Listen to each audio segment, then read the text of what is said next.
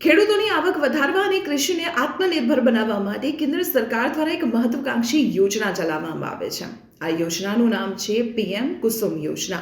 જો તેના અર્થની વાત કરવામાં આવે તો અર્થ થાય છે પ્રધાનમંત્રી કિસાન ઉર્જા સુરક્ષા એવં ઉત્થાન મહાઅભિયાન.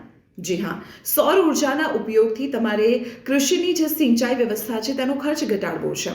અને જો વધારાની વીજળી વેચીને આવક વધારવા ઈચ્છતા જે ખેડૂતો છે તેમના માટે આ છેલ્લી તક છે. આ યોજના માટે અરજી કરવાની અંતિમ જે તારીખ છે એટલે કે ડેડલાઇન છે તે 15 ડિસેમ્બર 2025 છે. જો તમે આ યોજનાનો લાભ લેવા માંગો છો તો ફટાફટ આ યોજના માટે અપ્લાય કરી દો.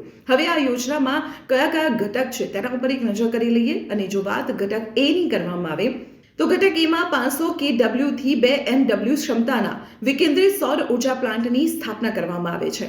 ખેડૂતો વીજળી ડિસ્કોમને વેચીને નિયમિત આવક મેળવી શકે છે. અને હવે વાત ઘટક બી ની કરીએ તો ઘટક બી માં 7.5 HP સુધીના સ્ટેન્ડ અલોન સોલાર કૃષિ પંપ લગાવવા માટે સબસિડી આપવામાં આવે છે. ડીઝલ પંપનો ખર્ચ દૂર થાય છે અને સાથે પ્રદૂષણ પણ દૂર થાય છે.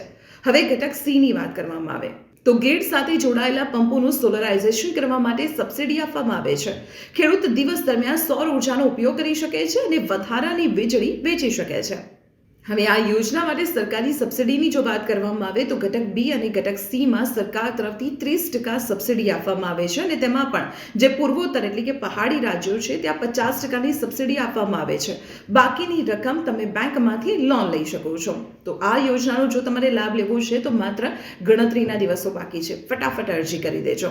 આવી જ મહત્વપૂર્ણ ઇન્ફોર્મેશન માટે આપ જોડાયેલા રહો સંદેશ ડિજિટલ સાથે.